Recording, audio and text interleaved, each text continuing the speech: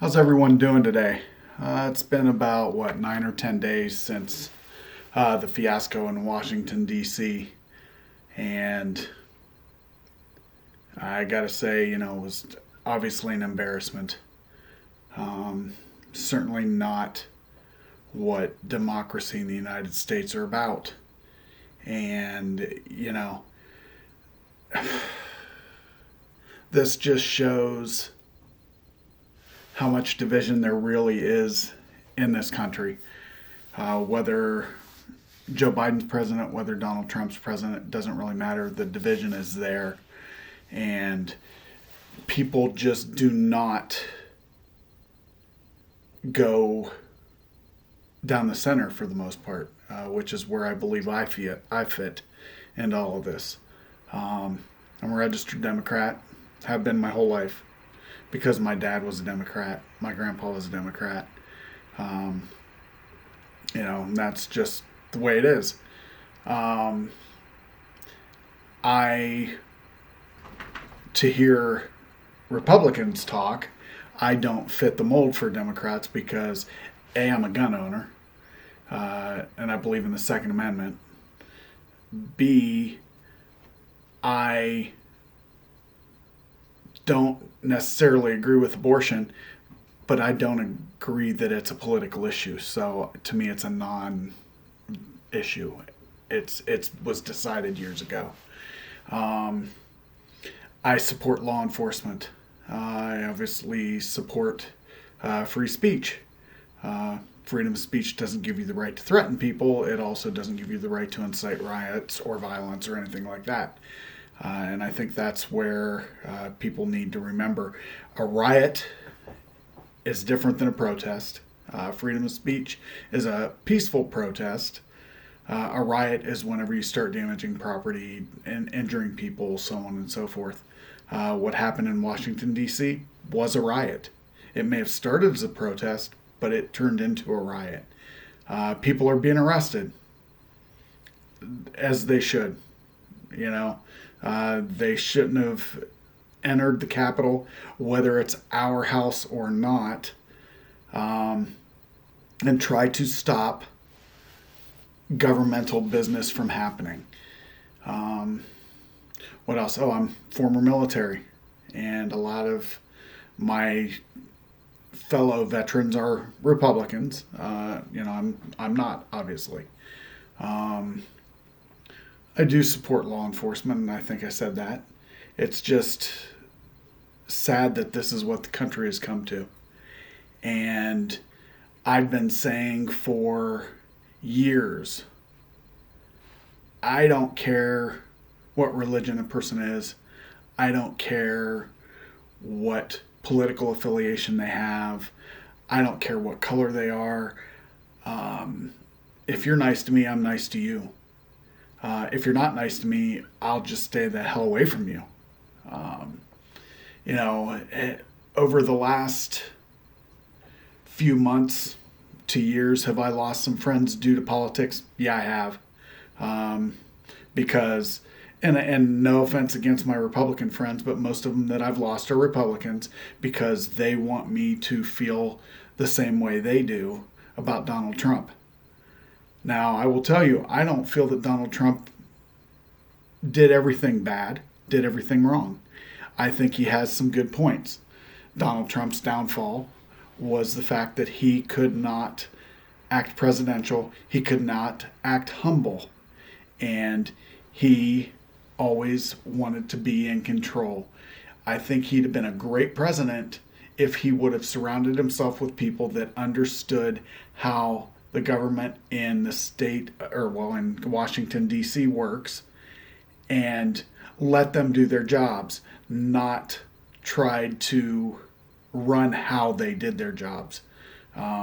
Same goes for the COVID incident. Did he do bad? No. Did he do great? No. But a part of what came across was things that we heard him say that I personally heard about, well, what if we put disinfectant in people? Why doesn't that kill the virus? Or what about UV light? I know what he meant, but it's the way he comes across. And, unfortunately, that is what the general public based their voting on, is how he comes across. People voted not necessarily for Joe Biden, people voted against reelecting Donald Trump. And, it is what it is. Joe Biden's going to be the president. And we're going to be dealing with Joe Biden for a little while. Hopefully he makes it through the 4 years. I don't believe all the talk that he's got dementia and all that. I know he does have a stuttering issue. So anytime you see him stuttering and stammering, it's because he has a speech issue. Having had a member of my family that had a stuttering problem, I understand that completely. And that doesn't mean that he has dementia. Here's the deal, folks. The people in Washington, D.C. need to be reminded peacefully that they work for us. We elected them. We put them there. They work for us. They need to be reminded of that. Send them emails, send them letters, give them phone calls. Do the things that we need to do. Don't march on the Capitol. Don't break into the Capitol. Don't march on the White House. Don't try to break into the White House, because I guarantee you try to break into the White House, all that's going to get you is shot. And, unfortunately, we had loss of life in the Capitol. A woman, a couple of police officers. That's not right. Everything that happened there wasn't right. The rioting that occurred in cities all across the country that were due to Black Lives Matter, that's not right. I'll go out there and say that. I don't care. Rioting is wrong. And protesting peacefully is not. Are you going to get change right away? No, you're not. This country's been around for over 200 years, and we've been changing the whole time. Is this a perfect country? No. It's the only place I'd want to live, except for all the angst that we have here in this country regarding politics, regarding COVID. But let's hope that the next 4 years are not what everybody predicts, which is higher gas prices, $4 a gallon gas prices. The economy's going to go to crap, and let's hope that they're all wrong. I really don't want to see that happen. I will tell you, a lot of the Trump supporters out there, they're like, oh, gas was $4 a gallon until Donald Trump took over. That's actually not true. It was actually a little lower than it is now, and it started to creep up over the last few months. As far as the economy had been on an upward swing since 2008. It gained 104% during Biden's terms in office. 104%. During Donald Trump's time in office, 4 years, not 8, it gained over 70%. So obviously, if he'd have kept on that pace, he'd have beat Obama's 104% by quite a bit. But we're never going to know if that happens. Currently, the markets are still holding pretty good. Oil prices are up and down. We have the whole winter gas, summer gas. We're going to have this price here. We got the holidays, blah, blah, blah. They always have their reasons to raise our gas prices. Something we all need to remember is that a lot of our gas prices are based upon the taxes that we pay on them and the surcharges and things like that. Anyway, we'll have to wait and see. I know that this post won't be popular with some of my friends that are Trump supporters, and so be it. You guys are allowed your opinion. Have at it. You want to leave comments, leave comments. The only thing I'm going to say again is worry about, your area, your neighborhood, the things that you can do to make things right. As I look outside today, the snow's coming down. It's not sticking on the sidewalks yet. But maybe a neighbor needs help because they can't get out. Maybe they had knee surgery or back surgery or whatever, and their driveway needs shoveled. Excuse me. Worry about that. Go to one of your local mom and pop stores that are open and support that. Hold a door for somebody, for God's sakes. Hold a door open. Try to be cognizant of the fact that people are still concerned about illness. Do what I've done. Hold the door open, turn my head away so that I'm not facing them, so that they don't have to worry that I'm going to breathe on them. And wear your mask. I know, again, a lot of people don't wear the masks. It doesn't help.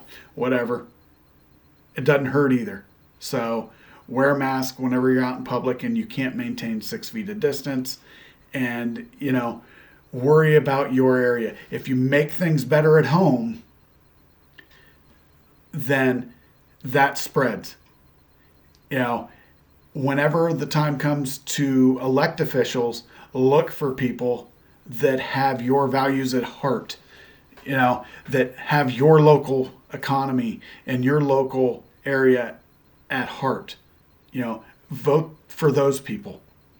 If those people are already in Washington, D.C., then reelect them. But we need to start at home and worry about us. Take care of each other. Take care of your communities. Take care of your family. Take care of your friends. Take care of your wife, your children, so on and so forth. I think it's pretty simple. But, again, I've said this for years and people just don't get it. They want to hate each other. They want to badmouth each other. Like I said, I'm not going to sit here and tell you Donald Trump was awful, but I'm certainly not going to tell you he was great. And I think that Donald Trump lost the election because people didn't so much vote for Joe Biden as they voted against Donald Trump based on his personality. And there's nothing we can do to change that. Not that I want to change it at this point. I believe in our election process. Was there fraud? Probably. There has been for decades. But there's never been enough fraud proven to change the outcome of an election.